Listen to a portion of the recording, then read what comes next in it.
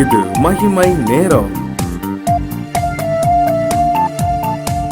கர்த்தரும் இரட்சகருமாய் இருக்கிற இயேசு கிறிஸ்துவின் ஈடினேற்ற இன்ப நாமத்தினாலே மகிமை டிவி நேயர்களை அன்புடன் வாழ்த்துகிறேன். மகிமை நேர நிகழ்ச்சிக்கு உங்களை அன்புடன் வரவேற்கிறேன். நாம் தொடர்ந்து விட்டு விலகு என்ற தலைப்பின் கீழே தியானித்து வருகிறோம். வசனம் இவ்வாறு சொல்கிறது, 1 தீமோத்தேயு 6:5 கெட்ட சிந்தனை உள்ளவர்களும் சத்தியமில்லாதவர்களையும் தேவ பக்தியை ஆதாய தொழிலென்று எண்ணுகிறவர்களுமாயிருக்கிற மனுஷர்களால் உண்டாகும் மாறுபாடான தர்க்கங்களுக்கு பிறக்கும் இப்படிப்பட்டவைகளை விட்டு விலகு. மாறுபாடான தர்க்கங்களை பிறக்கும். மாறுபாடான தர்க்கங்களை விட்டு விலக வேண்டும். தர்க்கங்கள் சில சமயங்கள்ல சில விசுவாசிகள் ஆவிக்குரிய வாழ்க்கையிலே நம்மளை தடை செய்யும் வண்ணமாக அவர்கள் பேசுவதுண்டு. நாங்கள் செல்கின்ற சபைதான் சிறந்தது, அங்கே பேசப்படுகிற வார்த்தைகளும் சத்தியமானதுதான், நீங்க போகிற சபை ஆவிக்குரிய சபை அல்ல என்று சொல்லலாம் அநேக தர்க்கம் செய்வதுண்டு. தர்க்கம், மாறுபாடான தர்க்கம். சில பாத்தீங்கன்னா ஆலயத்துக்கு வந்து குறை கண்டுபிடிப்பார்கள். ஊழியர்கள் இப்படி, அவர்கள் இப்படி பேசுகிறார்கள், இங்க இது சரியில்லை அது சரியில்லை. மாறுபாடான தர்க்கங்களுக்கு விலகு என்று சொல்லி கர்த்தர் சொல்கிறார். பாருங்க, ஒரு சபையில ஒரு ஊழியர் பேசிக்கொண்டிருக்கிறார். அப்போது ஒரு சகோதரர் அந்த ஆராதனை முடிந்த பின்பதாக சொல்கிறார், அந்த ஊழியரை அழைத்து சொல்கிறார், நீங்க பேசின எல்லாமே ஓகே தான், ஆனா நீங்க சங்கீதம் என்று சொன்னீர்கள், சங்கீதம் என்று சொல்லி உச்சரிக்க வேண்டும் என்று சொல்லி தர்க்கம் செய்கிறார். சில நேரங்கள்ல சில காரியங்கள் நாம் யோசித்தே பார்க்க மாட்டோம், அதை வைத்து மனுஷர்கள் பிடித்து கொண்டு தர்க்கம் செய்வதுண்டு. 1 கொரிந்தியர் 1:12 குறிப்பிடப்பட்டிருக்கிறது, உங்களில் சிலர் நான் பவுலை சேர்ந்தவன் என்றும், நான் அப்போலோவை சேர்ந்தவன் என்றும், நான் கேபாவை சேர்ந்தவன் என்றும், நான் கிறிஸ்துவை சேர்ந்தவன் என்றும் சொல்லுகிறபடினால் நான் இப்படி சொல்கிறேன் என்று சொல்கிறார். பவுல் கொரிந்து சபையாரோடு பேசுகிறார். அவர் 2 வருஷம் அந்த சபையாரோடு இணைந்து இருக்கிறார். அந்த அங்கே ஒரு சபையும் கட்டுகிறார். பவுலோடு கர்த்தர் ராவிலே பேசுகிறார்.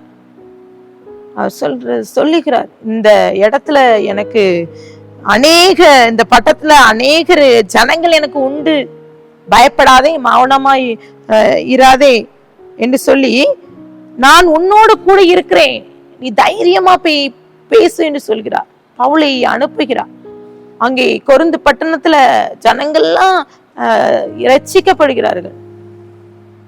ஆனால் 2 வருடம் கழித்து பவுல் அந்த இடத்தை விட்டு கடந்து செல்ல ஊழியத்தின் நிமித்தம் செல்கிறார். அதன் பின்பதாக தர்க்கம் வருகிறது, நான் பவுலை சேர்ந்தவன், கேபாவை சேர்ந்தவன், நான் இயேசுவை சேர்ந்தவன், அப்போலோவை சேர்ந்தவன் என்று சொல்லலாம் அங்கே தர்க்கம் வருகிறது. பாருங்க, வசனம் சொல்கிறது 1 கொரிந்தியர் 1:10 சகோதரரே, நீங்கள் எல்லாரும் ஒரே காரியத்தை பேசவும் பிரிவினை இல்லாமல் ஏக மனதும் ஏக யோசனையும் உள்ளவர்களாக சீர் பொருந்தி இருக்கவும் வேண்டும் என்று நான் கர்த்தராகிய இயேசு கிறிஸ்துவின் நாமத்தினாலே உங்களுக்கு புத்தி சொல்கிறேன். உங்க எல்லாத்துக்கும் பிரிவினை இருக்க கூடாது, ஒரே எண்ணம் வரணும், ஒரே சிந்தனை வரணும், சீர் பொருந்தி இருங்கன்னு சொல்லி இங்க பவுல் புத்தி சொல்கிறான். அந்த கொரிந்து சபையின் விசுவாசிகள் எப்படின்னா அதிகம் படித்தவர்கள், கல்வி அறிவு நிறைந்தவர்கள், அவர்கள் உலக ஞானம் பெற்றவர்கள். அதனாலேயே அவர்கள் ஆண்டவராகிய இயேசு கிறிஸ்து உயிர் தள்ளவில்லை என்று ஒரு சிலர் அங்கே ஆண்டவர் இயேசு கிறிஸ்து ஏற்றுக்கொள்ளவில்லை என்னும் அவர்கள் உலக ஞானத்துக்கு முக்கியத்துவம் கொடுத்து கொண்டு இருந்தார்கள்.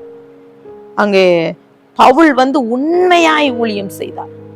அவன் ஊழியத்திலே அவன் தன் சகோதரரோடு அங்க வேறு இடத்தில் இருந்தாலும் அந்த கொருந்து பட்டணம் எப்படி இருக்குன்னு விசாரிக்கிறார். அங்க தர்க்கம் பண்ணுகிற மனிதர்களோடு பேசுகிறார். எல்லாரும் சீர் பொருந்துங்க என்று சொல்கிறார். ஒருவேளை இந்த வார்த்தையை கேட்டுக்கொண்டிருக்கிற நமக்குள்ளாகவே சில நேரங்கள்ல மாறுபாடான தர்க்கம் உண்டாயிருக்கலாம். குடும்பங்கள்ல, சபைகள்ல, சில நேரங்கள்ல ஆலயத்துல ஏதோ ஒரு காரியத்தை செய்ய வேண்டும், இல்ல ஆலயத்தை கட்ட வேண்டும், இல்ல ஒரு நிலங்கள் வாங்க வேண்டும், ஏதாவது ஒண்ணு செய்யணும்னா அங்க தர்க்கம் செய்கிறவர்கள் உண்டு, மாறுபாடான வார்த்தைகளை பேசுகிறவர்கள் உண்டு.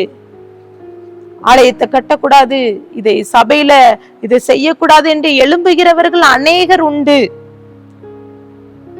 சங்கீதம் 18:23 அவர் முன்பாக நான் மௌனமா இருந்து என் துர்க்குணத்துக்கு என்னை விலக்கி கொண்டேன் என்று சொல்லி இங்கே தாவீது சொல்கிறார். அவருக்கு முன்பாக, கர்த்தருக்கு முன்பதாக நாம் மௌனமா இருந்து துர்க்குணத்திற்கு நம்ம விலக்கி காத்து கொள்ள வேண்டும் என்று சொல்லி சொல்லப்படுகிறது. நம் எவ்வளவேனும் நம்மளுடைய வாழ்க்கையிலே எப்படிப்பட்ட காரியத்தை சிந்தித்து கொண்டிருக்கோம். வேதத்தை வாசிக்கிறோம், ஜெபிக்கிறோம், நமக்குள்ளே மாற்றமில்லை. இங்கே ஒரு உலக பிரகாரமான ஒரு மனிதன்,